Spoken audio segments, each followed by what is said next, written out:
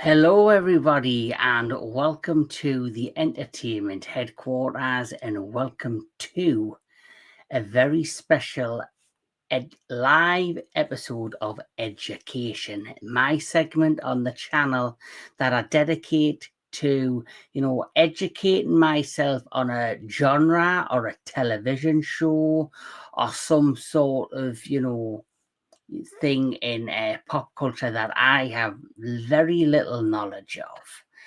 And there's a subject that I really do enjoy. I'm a fan of a lot of these movies from this time period. But when it comes to the television side, I get, a bit lost. So I have had to bring on a very special guest who is going to help educate me on the 1960s and the 1960s television shows. So everybody please welcome Thrash Pondu Pons. It is an honor and a privilege, and I love being here. And Yes. God knows, I'm a fan of 60 television. Of course, I was very young at the time, but watched a lot in reruns. Yes. Well, you see, that's my history with the 1960s, because obviously I had two amazing grandparents. And obviously, as I grew up, I was born in the 1980s, grew up in the 90s, but there was a period in the late 1980s, early 1990s, where a lot of these old shows from the 1960s were on reruns, and they suddenly came back into popularity. And Star Trek for me was the main one I can remember. Oh, indeed, and it's fun. Well, actually, can we say a few hellos?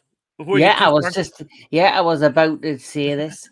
I suppose, though, before we carry on, we do have a few people watching today. We have Tracy. Hello there, from Fractured History and More. Yes. So good to Rachel see you. in the 208. Thank Rachel, you great for to see joining. you. Yes. Missing in action. James Dye. Dude, I haven't seen you it's been a couple of years. So good to see you, my friend. Welcome back. Welcome back. So good to see you. Hello. And of course, Sister Sarah is here. Sarah. Yes. So good to see you. And I'm sure there will be more as we go, but I certainly wanted to open with a couple of hellos and how'd you do's. Yes, definitely. Before we get carried away with ourselves. And it's so funny that you open with Star Trek, because that's one of the best things about 60s TV. Now, science fiction wasn't unknown to 50s television. In fact, one of the greatest science fiction anthology shows in history, the one that actually set the standard, of course, was The Twilight Zone, which started in 1959. Yes. It, however, peaked in the 60s. And among many others, one of the things about the 60s which really left its mark more than possibly another decade was the 60s obsession with high fantasy. Yes. And there's not any one particular reason. Some people say people wanted escapism because of the bleakness of the Vietnam War, and there was certainly a lot of that. Some people say, I love this one myself, in earlier decades, TV was a very, very, very expensive luxury item. And as we went into the 60s and the prices came down, more households could afford a TV, coupled with the fact there was a growing middle class. And I hesitate to say they dumbed TV down. That wasn't the case. Yeah. But as you have less and less Ivy Leaguers comprising the majority of people watching TV, there was more room for differing tastes.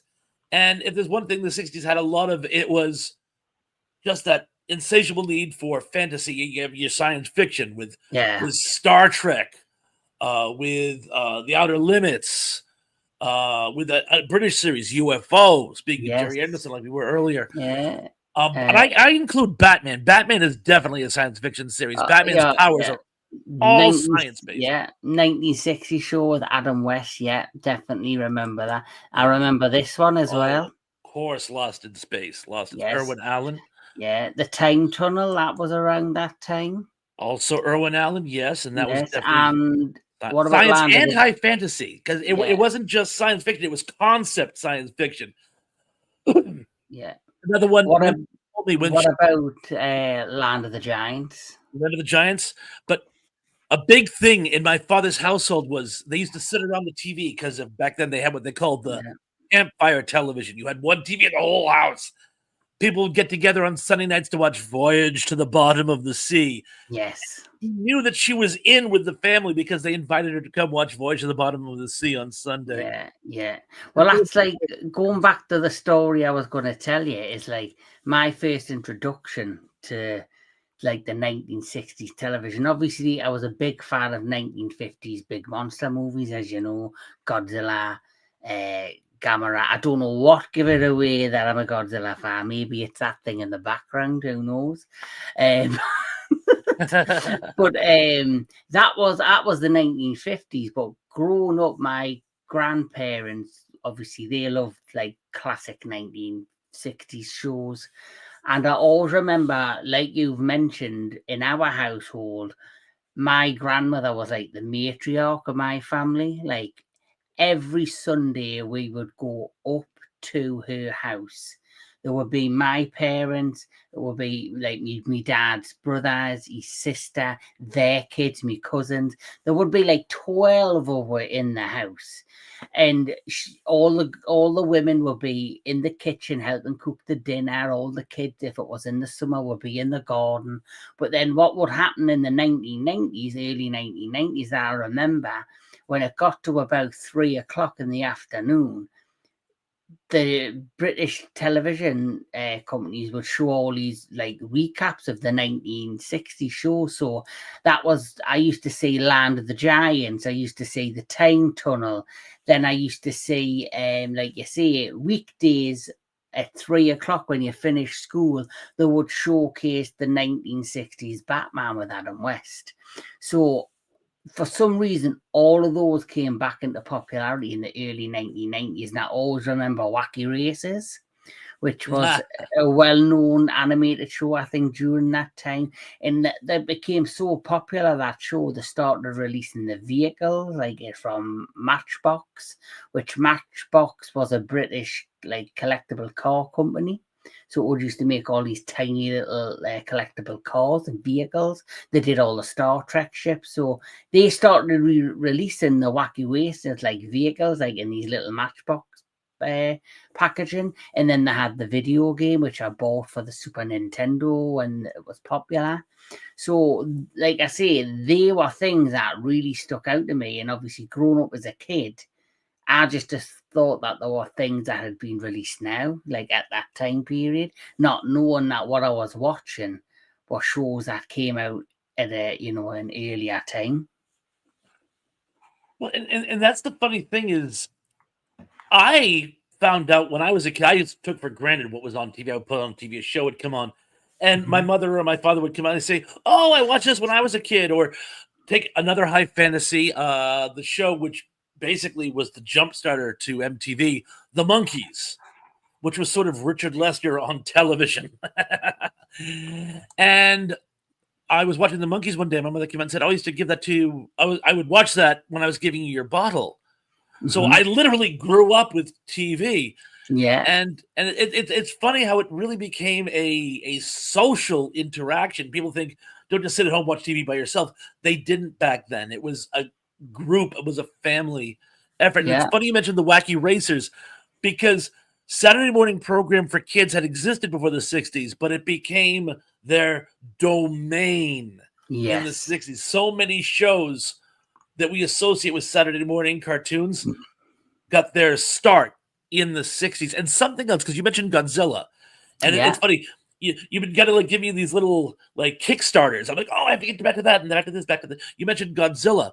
Yeah. We probably would not know of Godzilla were it not for a feature that 60s TV gave us, and that is, with the insatiable need they had for programming, one of the things that they would do is they would buy old movies cheap.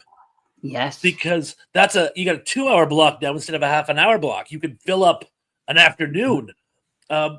A lot of areas have what was called creature double feature, where they would actually show 2 horror movies. Yeah. And they brought us Godzilla. Another outlet was what is now taken for granted, late night TV. It used to be TV shows, the channel stopped airing program at like 10, 11 o'clock. and they would come back on the next morning. But they decided a lot of people were up at night. Either they were insomniacs or worked different shifts. Yeah. One of the things the network did was Universal offered its entire block of Universal monsters cheap. Wow. And they said, we'll buy these Universal horror movies, Frankenstein, Dracula, Wolfman, the Abbott and Costellos, and we'll show them late night TV. And that's where a lot of times when you watch an old show, you'll hear me like, oh, I saw you on the Late Late Show. And that was a joke, meaning the Late Late Show was a place to see old horror movies.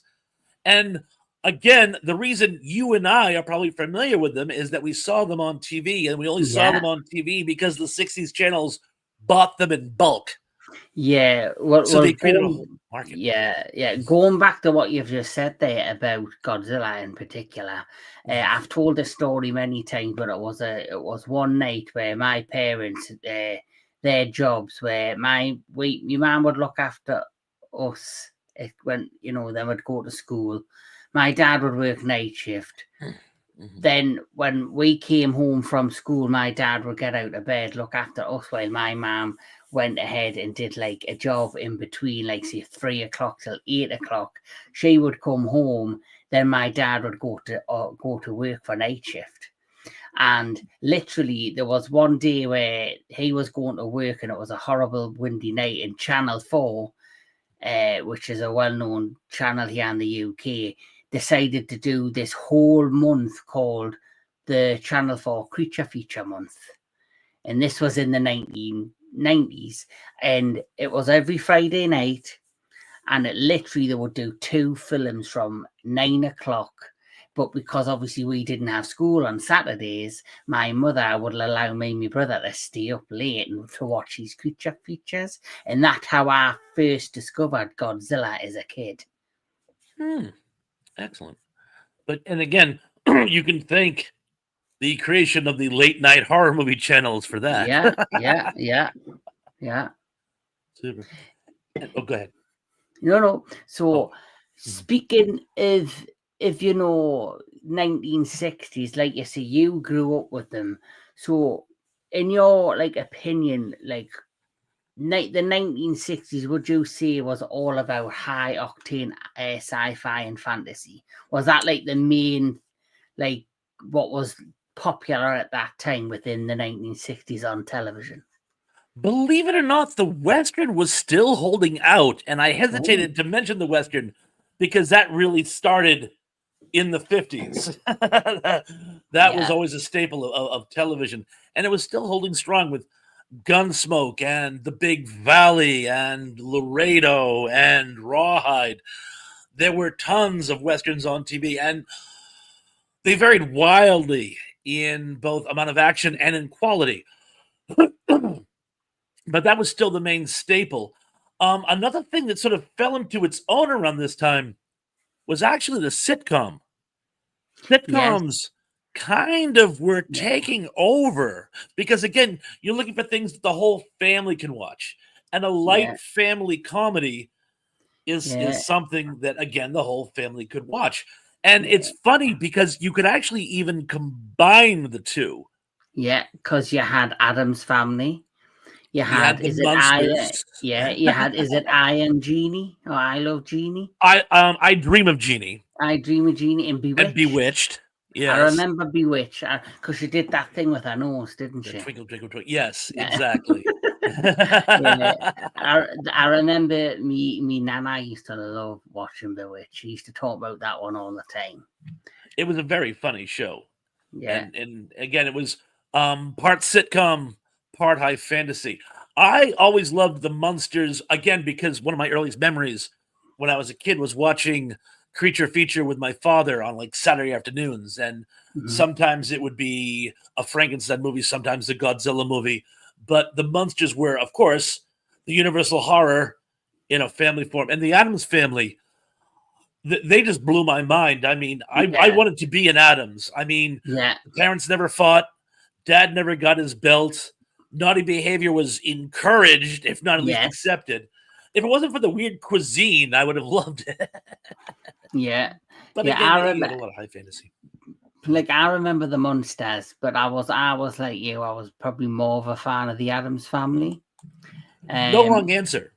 Yeah, both fun shows, both similar concept, but one, like you say, took like the dark and the dark elements of like these scary characters and kind of put the funny twist on it. Where with the monsters, yes, what the dad was Frankenstein, the mother was a vampire, grandpa was a vampire, had a way. But even though there were these monsters in the monsters, they were just like a normal family.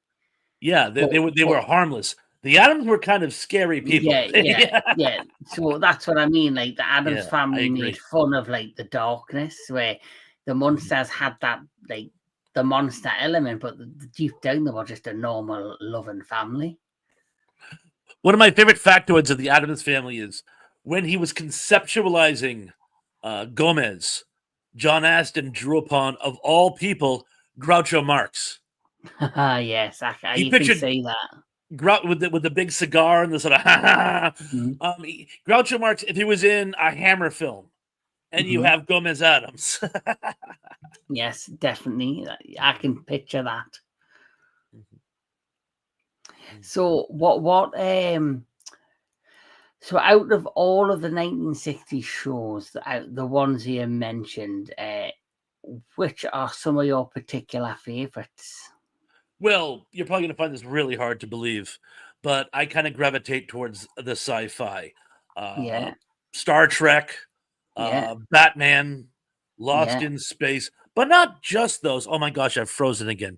Oh, I'll endeavor to persevere. Maybe I'll blink out and blink back in a second. yeah.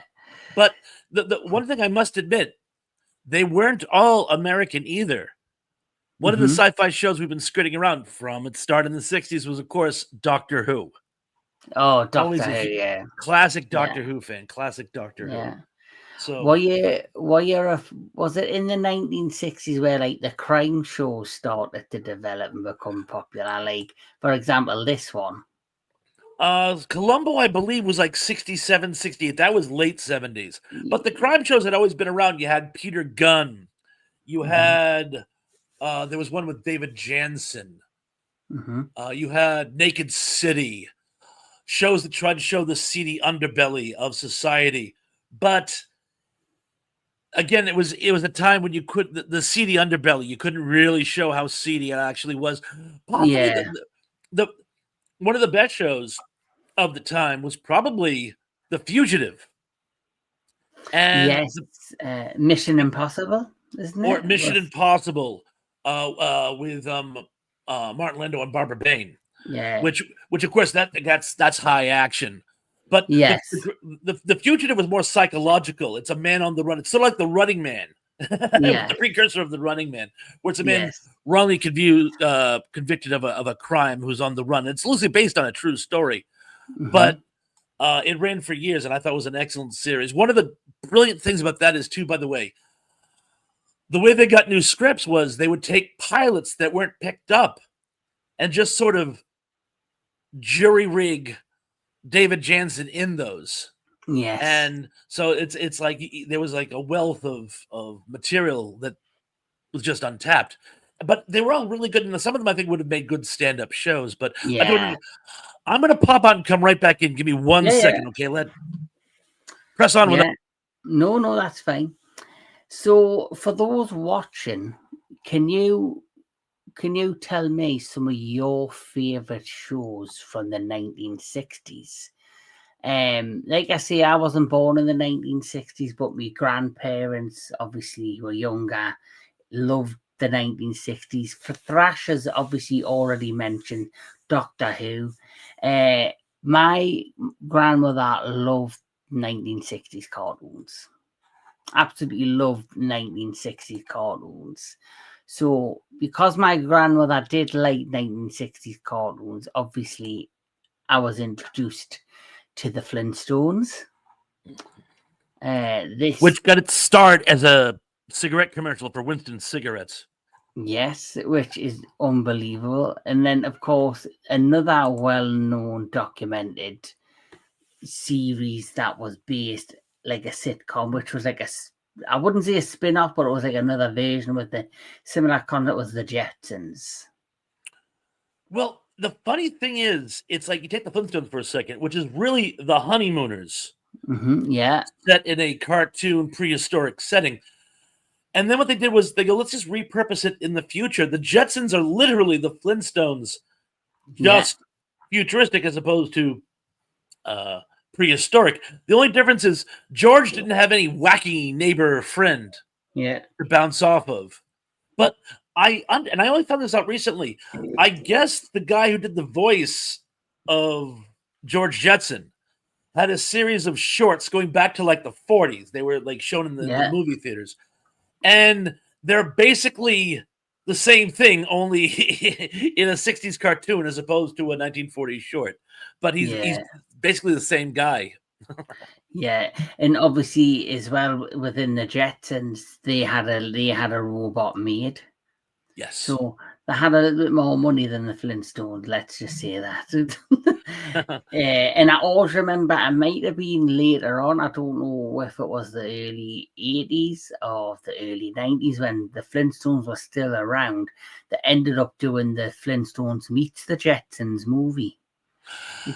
Yes. Because I remember seeing that, and I'm sure it went to theaters. I think that was either late 80s or early 90s. I don't recall. I remember Wendy's, the restaurant chain, was backing it, and they were doing promotions all over the place. Dave Thomas actually did a recommendation for it in one of their commercials. But again, I had kind of tuned out of cartoons by then, I'm afraid, but I do recall the crossover. Yeah, I remember, because I think everyone wanted that, and it took the late 1980s to the early 1990s for them to finally do it.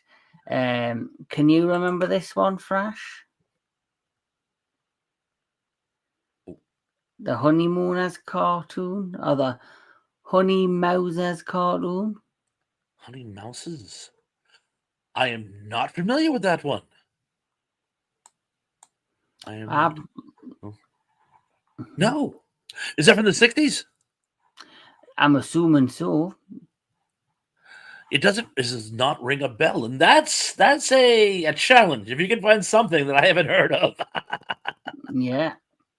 But I'm assuming it's based on the Honeymooners. Yeah. And obviously back in the 1960s, Hanna-Barbera were basically the big cartoon company at that time. They were kings. Yeah, they did Top Cat. I remember Top Cat. They did like Yogi Bear. You'll probably know the names better. You had the Blue Dog. Was it a Blue Dog? Yeah, that was a Huckleberry Hound. Huckleberry Hound, yeah, and then you had the pink. Wasn't Pink Panther, but it was like a pink puma, and his name was Snagglepuss, and he was a shameless ripoff of the Cowardly Lion from The Wizard of Oz. And I remember they did like a series where you had all these Hanna-Barbera characters all in one show, and I think they were going against Dick Dastardly and Muttley in the show. That was one of the show that I think you're referring to. Well, there was the Laugh Olympics, which was later. That was in the 70s. But in the late 60s, early 70s, they had what was it called? Yogi's Ark or something, where they had all the Hanna-Barbera characters. Yeah. Ark, and they went and had adventures. Yeah. And that was like their big ensemble cast, I guess you'd say. Yeah, I remember that. And since you mentioned Godzilla, Hanna-Barbera did the Godzilla cartoon with Godzuki, the little flying Godzilla. And there's a collectible studio, I think it's called Madhouse. They have recently just released an actual statue of the 1960s cartoon version of Godzilla. No kidding. Yeah, and it's really nice how it's made.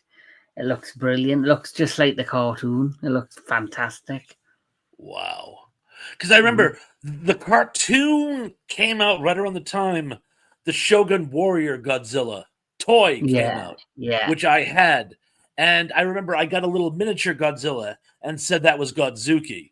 And this would Yeah. have been late 70s, I want to say. Yeah. Mid-late Yeah. 70s, but yeah. But that was a great toy. It really was. Yeah. Yeah. The Treadmaster figures are very popular back then. They're a well-known Godzilla series that even to this day, people who grew up and didn't manage to get the Treadmaster Godzilla figures, they're still trying to find them to this day. They're always expensive on eBay. I can only imagine. So, is there any other things you want to mention about the 1960s television? Like things that you want to, educate me on? Well, one thing I feel compelled to mention, being that we're from both sides of the pond, Mm-hmm. and that is, and it's something that does not continue to this day, but it certainly started in the 60s, is that so many of American sitcoms, particularly the biggest Mm-hmm. ones, were actually based on BBC series. Yeah. All in the Family, which was considered one of the first shows that actually showed it, quote unquote, a real American family, is based on Till Death Do Us Part. Yes. Sanford and Son was actually based on Steptoe and Son, Yeah. and it continued. So I feel compelled to mention that without the BBC, 60s American TV would not have been what it was. Oh, And I feel we owe you chaps across the pond a tip of the hat. yeah. Well, at least we did something good. Yeah. There's a lot of some shows and that lately. Like I don't watch them, but there's a lot of lately been a lot of British shows that they've done American versions. Like for example, The Office. That Yes. started off as a British show, then they did the American version of The Office. And there's another show I've never watched, but it was called Shameless. That did the American Shameless. You know, it's funny. You mentioned that. I only recently discovered Shameless. I didn't watch it when it first started. But then what I would do, I would find bits on YouTube and go, Yeah. how come in this clip everyone has a British accent? Mm-hmm. Well, because the original one was from the UK. Yeah. So, yes. And as always, I think based on what I've seen, I think the UK version was better. Yeah, it's a bit more groomier. And the American's pretty horrible, but yes, I think you're probably right. Yes. Yes. So if you got any 1960s trivia you want to share? Ooh, I wish I'd prepared some. I think I just gave it away. I was just going through some Addams Family trivia, Oh, right. and this blew my mind. Now we all remember Wednesday had a doll Yes. with no head. Do you know what her dolly was called? Oh, nope. I wouldn't have a clue. Marie Antoinette. Oh, that makes sense. Yeah, I found that priceless. Yeah, So. I can't trying to think if there was any. Oh, actually, does I know in the 1990s movies that came out, Wednesday did have dolls, and she used to take the heads off the dolls. And I always thought that's where. Remember in Toy Story, there's a concept. There's a kid who destroys dolls. Yeah. And the dolls get together to get their revenge. I thought that was sort of an homage to Wednesday Adam. Yeah, it definitely could have been. I think the kid was called Sid. And I remember he takes his sister's doll, takes the head off, shaves the hair off the doll, and then he sticks the head onto like that robotic spider body. Mm-hmm, and it's got the eye missing. It looks pure terrifying. But I can see that's definitely inspired by the Addams Family. And that's the really amazing thing about 60s TV is just how truly influential it was. I mean, it inspired TV for not just the decade that followed it, the 70s, and of course it did, but it's still influencing TV around the world today. They're still doing homages to Batman, to Star Trek, to Lost in Space, to old 60s sitcoms or cop shows or pretty much everything, even the Western, is making something of a comeback. Yes. They're trying to do it more realistic. Yeah, I think this is what kind of happens with every generation. Like, for example, there'll be a hit movie or a hit television show of a genre that they say is dead, and then suddenly it's a big hit. Then all of a sudden, everyone's wanting to create a similar movie or a show.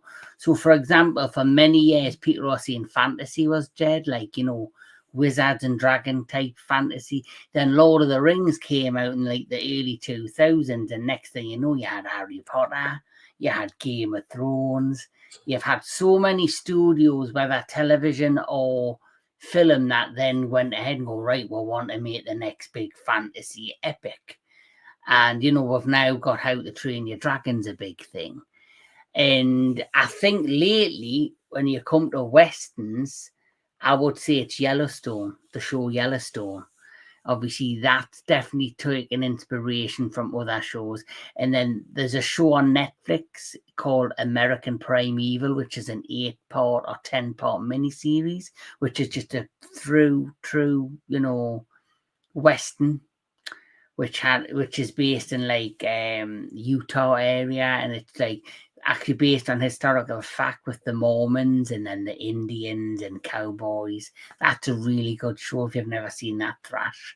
Well, I haven't, but I am glad you mentioned that. That's one thing that I think has been improved over the years, and that is historic accuracy. Yeah. The 60s were not historically accurate at all. In fact, while we're on the subject, one of the most popular shows from the 1960s was, of course, Hogan's Heroes.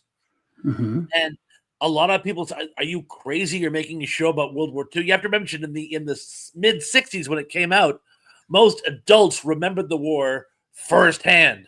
They had traumatizing memories, and it didn't seem like it'd be something they could joke about. I would imagine that would be triply so in the UK, where you guys actually had the Blitz. But they said, no, it'll be funny, it'll be cool, it'll be fun. And it was light entertainment set in World War II. But I remember being as a kid, because I've always been a World War II buff. It's not just historically inaccurate, it's silly. But again, it wasn't meant to really be about the war. It was meant to be about the Allies running rings around the Germans and light comedy while they're at it.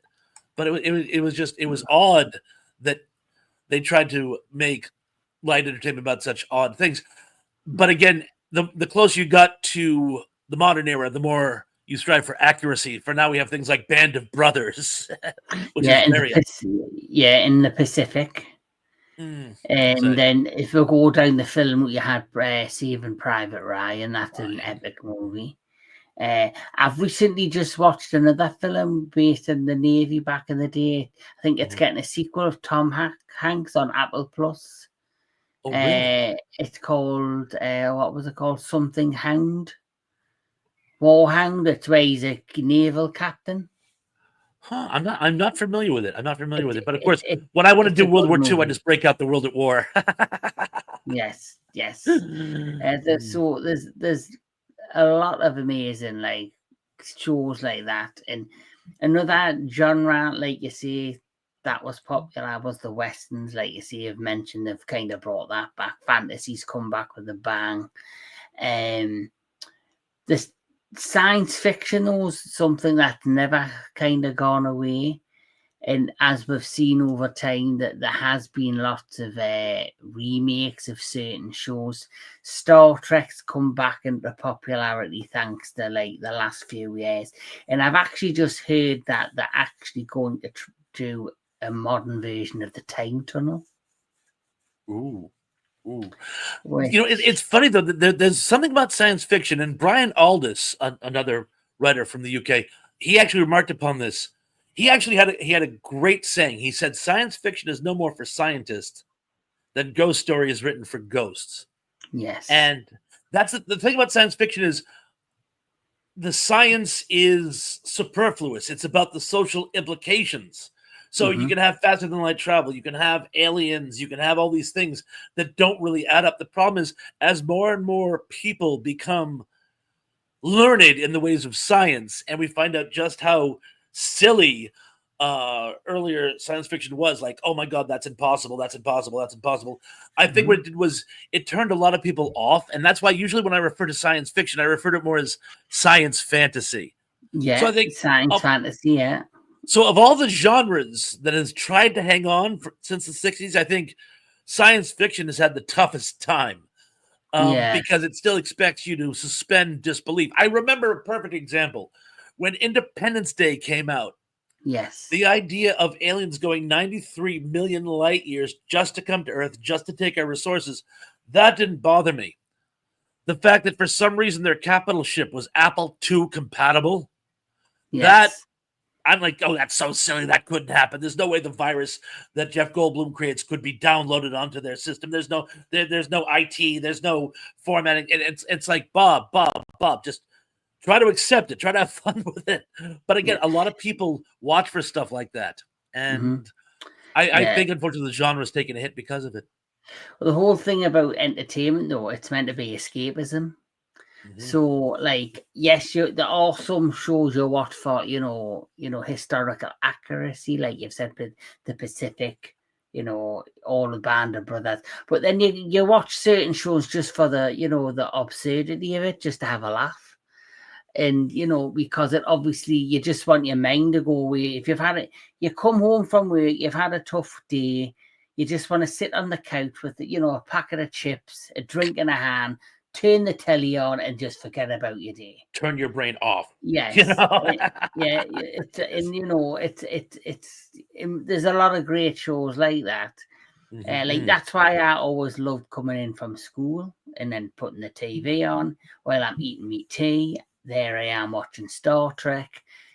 I'm on the ship of the Enterprise with Captain Picard, because it was that time in the 90s for me with the Next Generation, and then just sitting there watching Data talk all the techno babble, and you always will wonder which one of the red shirts is going to be killed this week, and stuff like that. And are they going to be taking on the Klingons? Are they going to be facing the Romulans? Are they going to meet an alien creature? That was, your mind would just drift away from whatever you were going to, and that's what the magic of television and entertainment and movies is. It's the ultimate escapism for me. I concur. Me too. Got me through many a tough day when I was a kid and adult. Yes.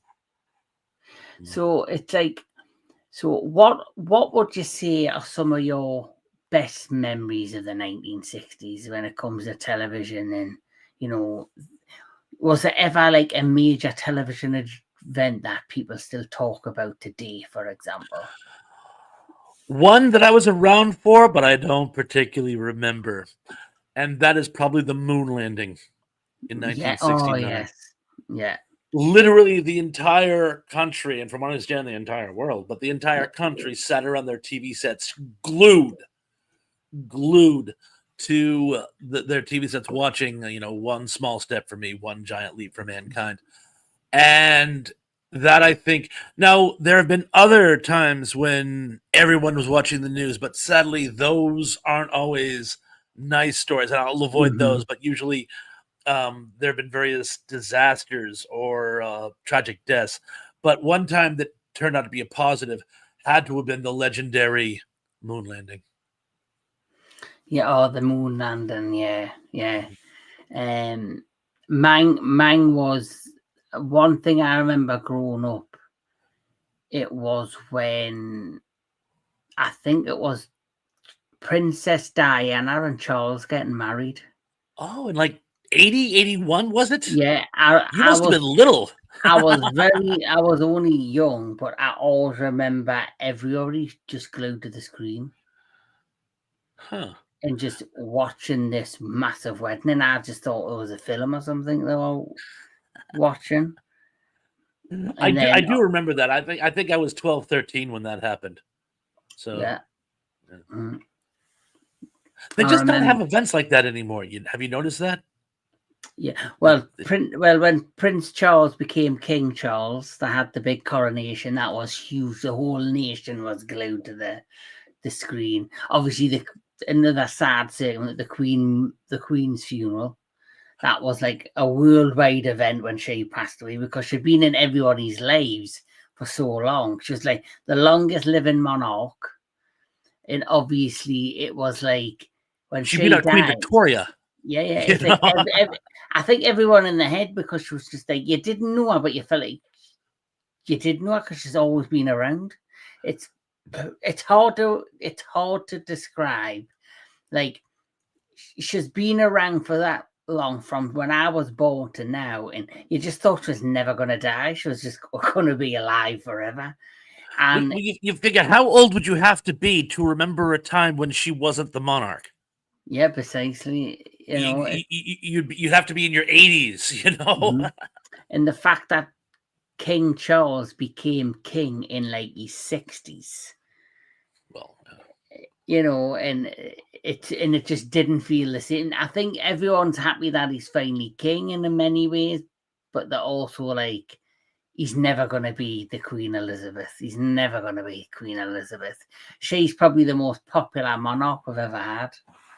Well, obviously Henry VIII is famous and popular for other reasons. among others. And that's a lot of them are notorious, not necessarily popular. Yes. It's the a show in the 1960s that was so popular, that had its grand final where everybody was glued to the screen. So, for example, I'm thinking of the lines of, like, say, Game of Thrones. Like, when the final of that show happened, it was like one of the most watched finals on television. Back in the Yes, there was. 1960s, I was going to say, it was like a show late, obviously not like Game of Show, but was that popular that people were just waiting to get home to watch the last episode. Yes, and I mentioned already, it was The Fugitive, the story of David Jansen. Oh, right. Richard Kimball was his character's name. Convicted of murdering his wife and about to be executed. He manages to escape, and he goes on a quest for revenge. His wife was murdered by an infamous one-armed man. And he's scouring the country, going back and forth, looking for this one-armed man, the whole time being pursued by Lieutenant Javert, who's become obsessed with his capture. Javert is sort of based on the guy from Les Mis, whose name is similar to Javert. When you watch the show over the course of the years, Javert is actually a very three-dimensional character. He destroys his life with his obsession with David Jansen. It's almost like a Moby Dick fixation. Mm-hmm. His marriage fails. He destroys his career.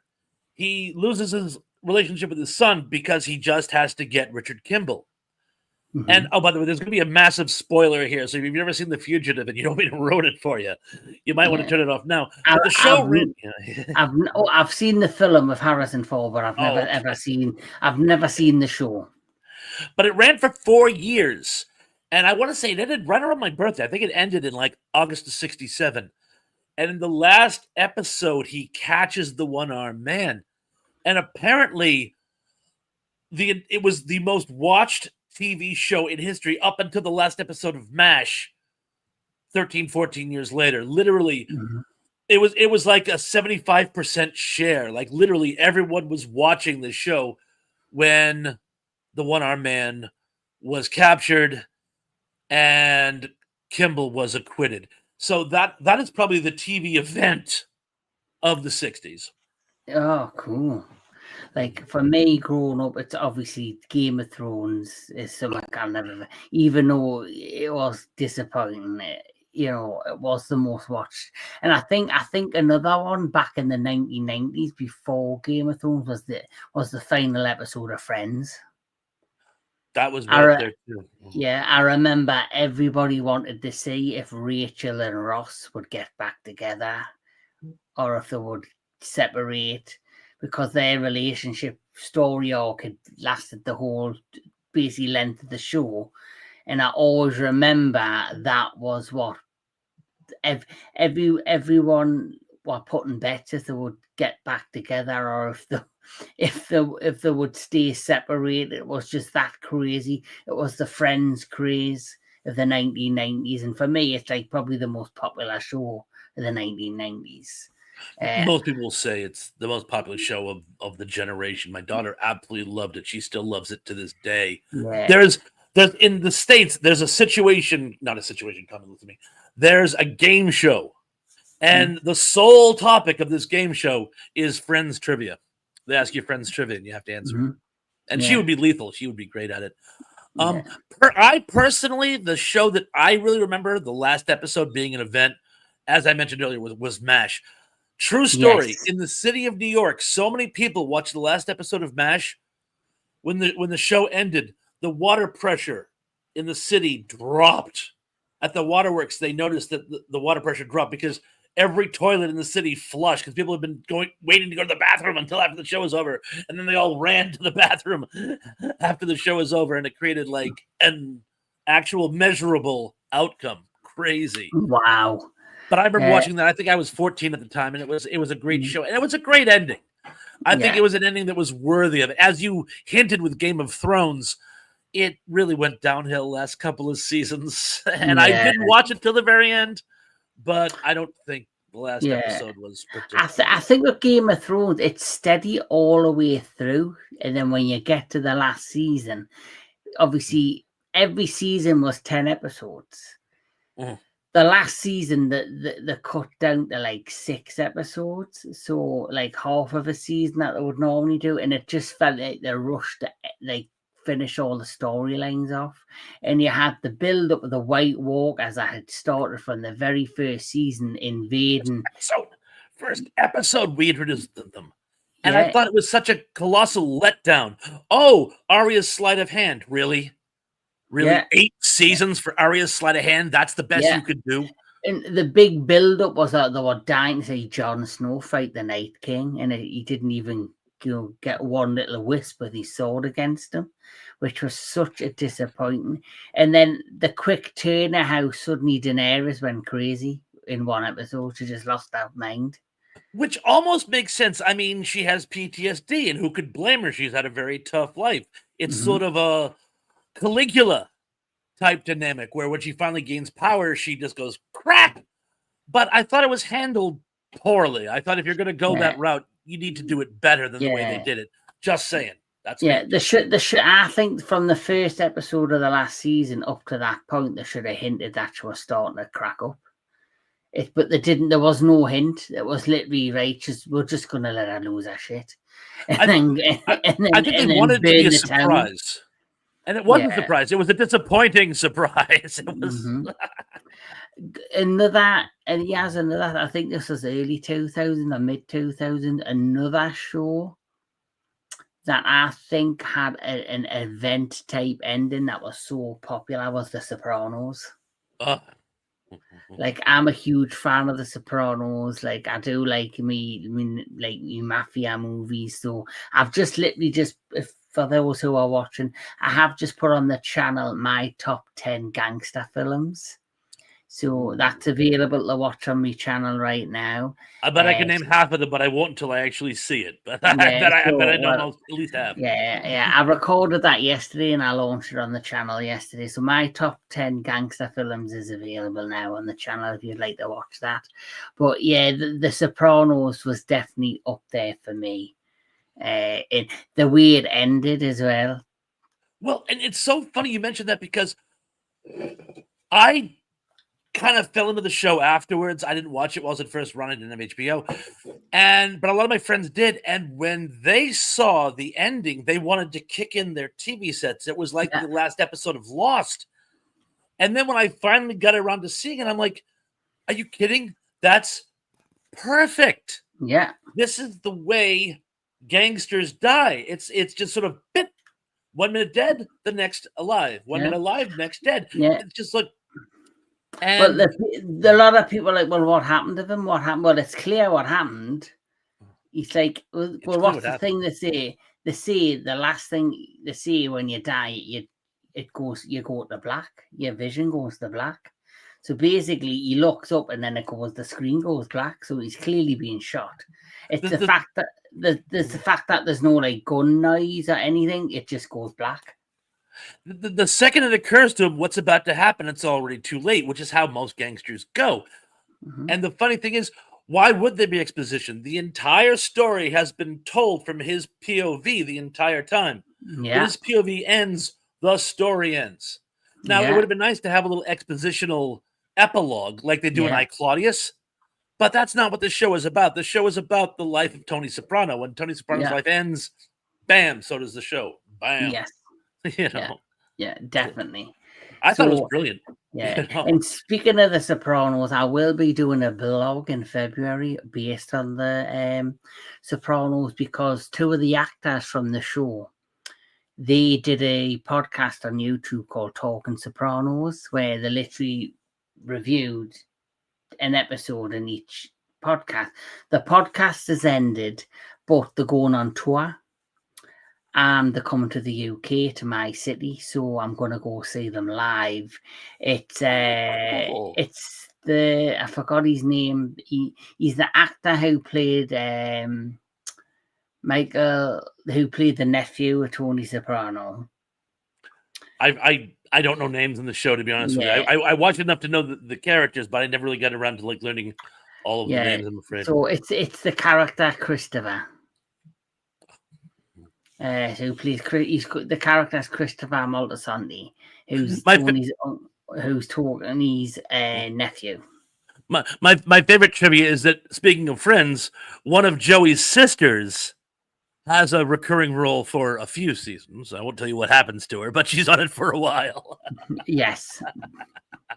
I think we can guess what happens to her. But yes.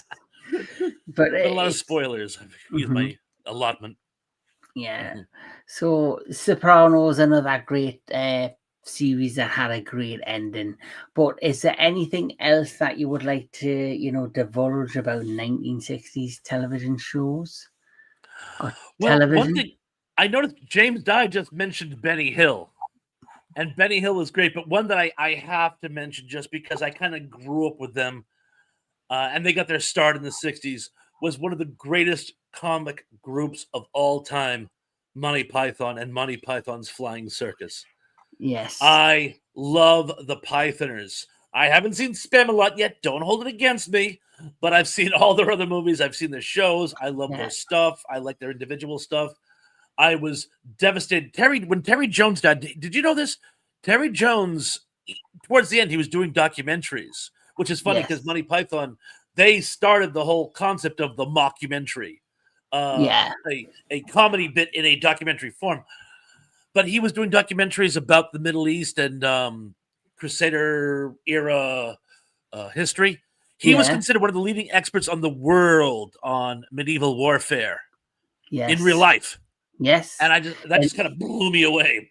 Yes. You know? And I think one of them, it might be the one you're talking about, he still does a lot of these documentaries. He still... Oh, no, Terry Jones has passed on, I'm afraid. Not Terry. He's one of the cast members of Monty Michael Palin does. That's a Michael Palin. Palin. He does a lot of documentaries on a lot of like historical shows, and like he does a lot of. I often see him on. I think it's the BBC. He did one where he was doing the world's greatest railways, where he was going around the world and going on different railway journeys. He did that one. He's also did a one based in Egypt where he talked about Egyptian history and the pyramids. He did that one. I remember seeing that on the BBC. So he's very much like a documentarian now. Well, it's so funny because, as I'm sure you and everyone else in the chat. Oh, by the way, hi everyone else in the chat. I haven't had a chance to really comment much, but hello all. But in one of my favorite Monty Python movies, The Holy Grail, I actually like that one because a buddy of mine had the album before I actually got to see the movie. So I pretty much had the movie memorized before I actually saw it because I used to listen to the album all the time. But one of the best bits in the whole thing is, of course, the knights who say knee. Yeah, correct? Yes. Do you know where that comes from? During the Crusades, they were an order of Christian Arabs who fought on the side of the Crusaders, and they were the Knights of Hussein. Or another way you could say it is the Knights Husseini, which became the Knights Husseini. And I remember a buddy of mine, I was in a video store picking out a movie. This shows how far back we're going, probably 30 years. And a buddy of mine who was a big Pythoner fan, he explained that joke to me. and I couldn't breathe. I was apoplectic. I was laughing so hard. People thought I was having like cardiac arrest, but I finally got the joke after all these years. Like, so I think the Holy Grail is probably my favorite of the Monty Pythons, and I can watch the show all the time. Another show that's got John Cleese from Monty Python is Fawlty Towers. Towers, brilliant, Yeah, absolutely brilliant show. And believe it or not, he's bringing that back. Really? He's doing he's doing a remake. He's doing like a sequel series. I don't know how he's going to do it, because I don't know that, because I heard he's not speaking to her anymore. Yeah. They keep going back and forth on Twitter. It's hilarious. But I'm starting to think, they're doing it on purpose. Is it like just a sketch? But I have been asked to ask you, Thrash, by Danny. I've been asked, is that it? Yes, about The Wind in the Willows.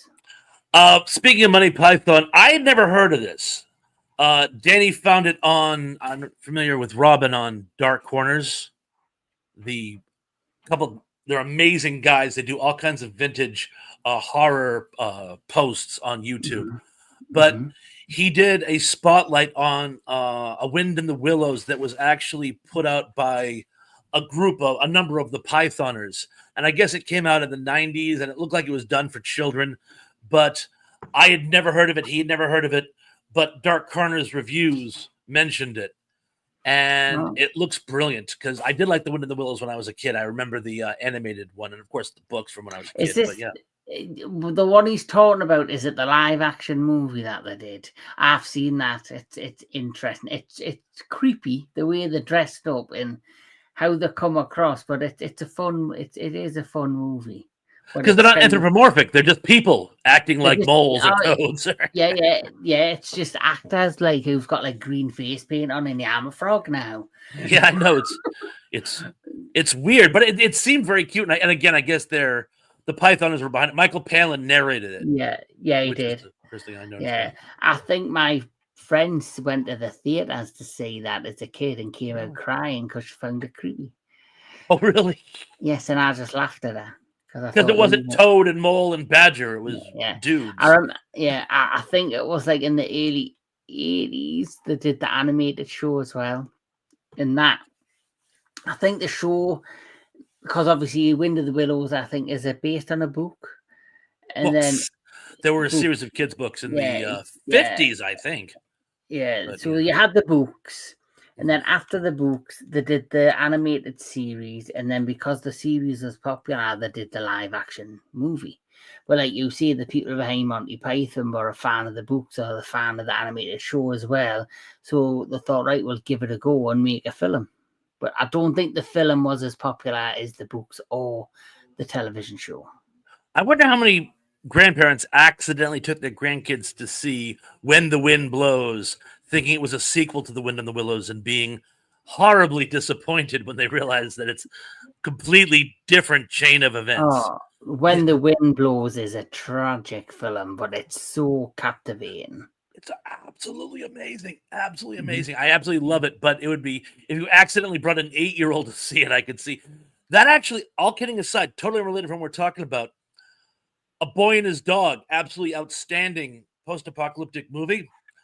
In the States, in the mid-70s, grandparents were actually taking 8-, 9-year-old kids to see it, thinking it was a Disney film about a kid who finds a lost dog. And it's like, no! I've been asked a question. Johnny Collins. How you doing, John? Hello, John. Is there any good autobiographical Princess Diana films? I do know that there is a film. I have not seen it, so I do not know if it's good or not. It is the one with Naomi Watts. She did the I'm sure it's Diana.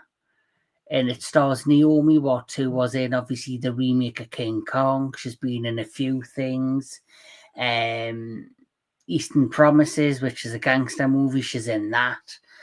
So she's in that particular movie. Whether it's any good or not, I could not tell you because I haven't actually seen it. She But was in Mulholland Drive, I believe, too, by the way. yeah. She's in a film that I really like, which is based on a true story about the tsunamis, The Impossible. Oh, really? Not familiar with that one. Yeah. Oh well, it's based on a true story where there was I think it's like over like I forgot where it was, but it's like somewhere like Tunisia, somewhere like that, and it was on New Year's Eve where there was the tsunami, and it decimated everywhere, and this family gets split up. So the father and the youngest child end up separated from the mother and the other young child. But she gets injured, and the son, who's older than the younger one, helps that and tries to save her, and they get reunited. And it's based on a true story. There was a book written about it, a documentary based on it. And the actor who played her son, Naomi Watts' son in the movie, was his first film role was Tom Holland, who went on to play Spider-Man. No kidding. Yeah, so Tom Holland, it was his first feature film role in The Impossible. And how he was discovered is that Tom Holland was in the Billy Elliot musical in London. And when they were doing casting, they were offering some of the cast from the Billy Elliot musical if they wanted to try and audition for this unknown movie. And it was turned out to be The Impossible, and Ewan McGregor plays the father in it. Oh, so like Naomi, so it's Naomi Watts, Ewan McGregor, and Tom Holland, and it's based on a true story about the tsunami that hit. I think I might have got it wrong. It's either Tunisia, but it happened on New Year's Eve a few years ago. So it's a really interesting movie. I think you'd enjoy it, Thrash. Now, is she Australian or from the UK? I thought she was Australian. I think she's Australian, but she does a lot of performances in any English accent. And American as well, by the way. She plays a Yank in we're there. It's Thailand. So one of those T countries: Thailand, Tunisia. I couldn't Thanks, remember. Thank you, Indy. I couldn't remember the country. I knew it was something like Tunisia or something like that. But it's a good movie. It's a quite emotional movie. So, is there anything else, Thrash, that you can think of that you would like to talk about when it comes to the 1960s? Well, one thing I'd love to do, by the way, I want to thank everyone who showed up. Like I said earlier, I haven't been able to spend much time in the comments, but I noticed a lot more people showed up. And I want to thank you all for joining Kevin and I tonight. It's always great having you guys with us. Yes, I really appreciate it. Yes. This is something I've been wanting to do with Thrash for a while because I know he's Mr. Retro. He knows a lot about this stuff, and I love talking to Thrash. He's always welcomed on the channel. He's always great when we do Me Kaiju Connections segment where we talk about giant monster movies. I do a segment once a month where I'll pick a movie from the 1950s, 60s on giant monster movies. So the next monster movie I'm going to be doing is The Magic Serpent, which, yes, it's available. If you want to watch it, Thrash, it's available on Tubi. To be or not to be? I couldn't resist. Yes. I'm sorry. So that it's actually a 1960s Japanese giant monster movie, but it's also like a samurai movie, like based in the what's it called, the Joseon era with like shogun and all that, and it's actually based on the Japanese folklore. No kidding. It sounds amazing. I'm racking my brains. It sounds a little familiar. I don't think I've seen it, but it sounds familiar. But I will try to check it out. It's available on there, and that's coming at the end of September. Splendid. So I'll give you the obviously the date if you want to join me for that one, Thrash. If I get a chance to see it, definitely. Yeah, definitely. Because I forgot where you are. It's summer season, so you'll be very busy. I would take it. Oh no, Labor Day this past weekend. That's when Cape Cod rolls up the sidewalks. I'm now in the fall and back to school, and we're going back to being provincial.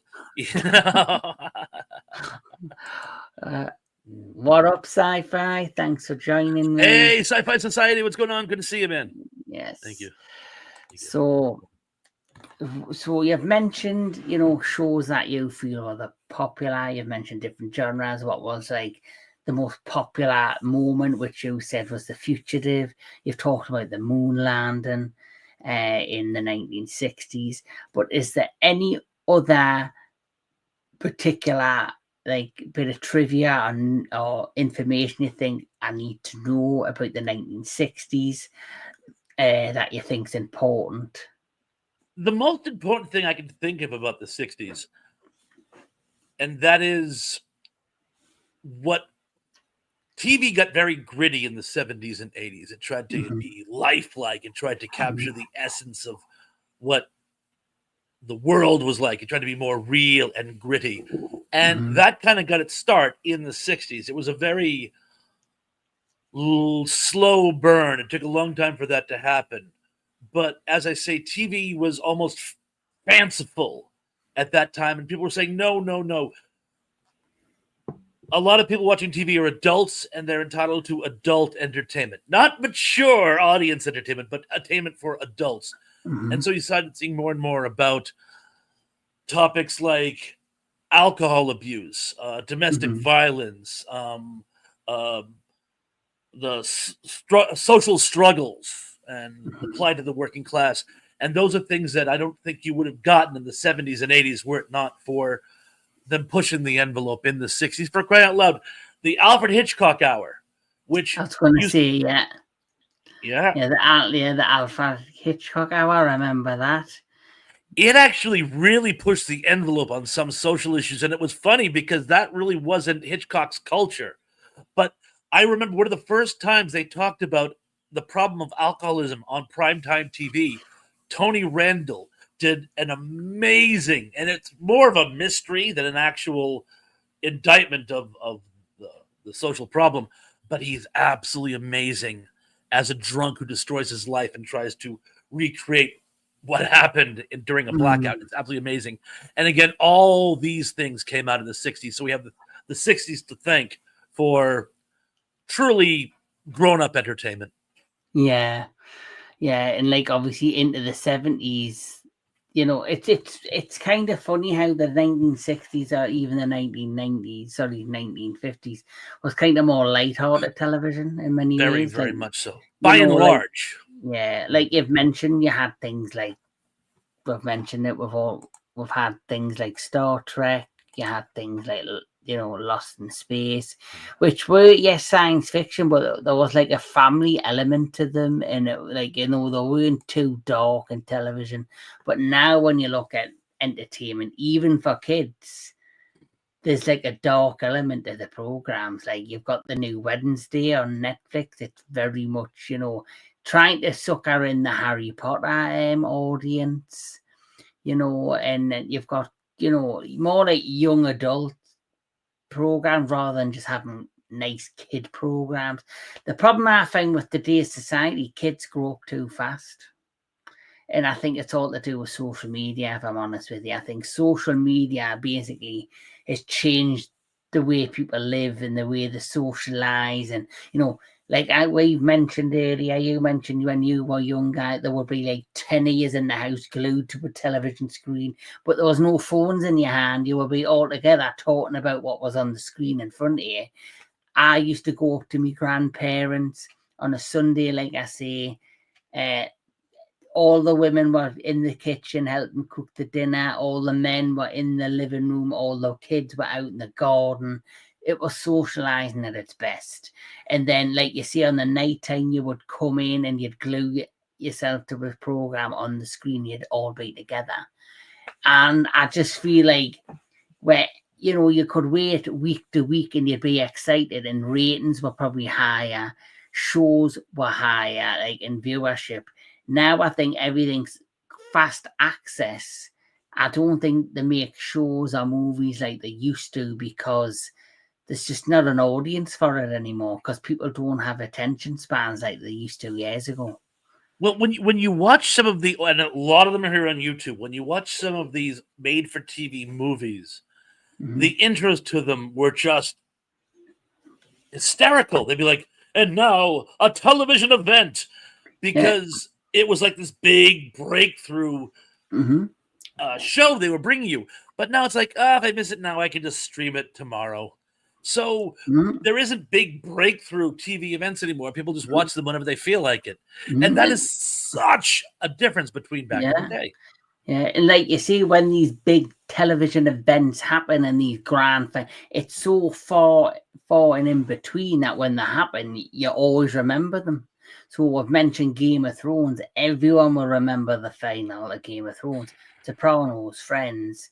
And I think the last one I think everybody was talking about was the last season of Yellowstone. Because Yellowstone is a huge show, which I'll be honest, I've never watched. But apparently they've spun that out with so many spin-offs and sequels, prequels, whatever. But it's not a show I've watched yet. But anyway, Thrash, this has been a blast. Me too. And that's yeah, I've loved talking 1960s with you. Everybody, please like, share, and subscribe to Thrash if you're not already. If you want to, please like, share, and subscribe to the Entertainment Headquarters. Thrash will be back on the channel at some point. He's always welcome. And later on the Entertainment Headquarters this week, I've got an unboxing video I'm going to be doing. It's going to be of a brand new Godzilla statue that I recently purchased from Spyro Studio. And then on Friday, I'll be doing another live with our good friend, Mr. DJ Anubis. Oh, DJ! Yes, we're going to be doing our retro classic movie show, which we'll do movie reviews. It shows anywhere as early as the 50s up to the early 2000s, and it's his pick this month. So he picked an action movie that he's never seen for a while. He's picked Passenger 57 with Wesley Snipes. Oh. So that's going to be the next thing on the channel. And then next week, we're going to be doing my Into the Darkness horror segment, where we're going to be talking about the classic horror movie in all of the sequels and remakes, The Hills Have Eyes. Ooh, good one. Yeah. Yes. Okay. So everybody, thank you for tuning in. Thank you again, Thrash, for basically giving me a quick little education on 1960s television. I've learned a lot. My pleasure. And the pleasure is mine for having you on. Yeah, I love having guests. I love having you on. It's always fun. Like I say, thanks for doing this with me. And this has been the Entertainment Headquarters. Keep on enjoying your movies. Keep on enjoying all things entertainment. And me and Thrash will catch you on the next one. Peace.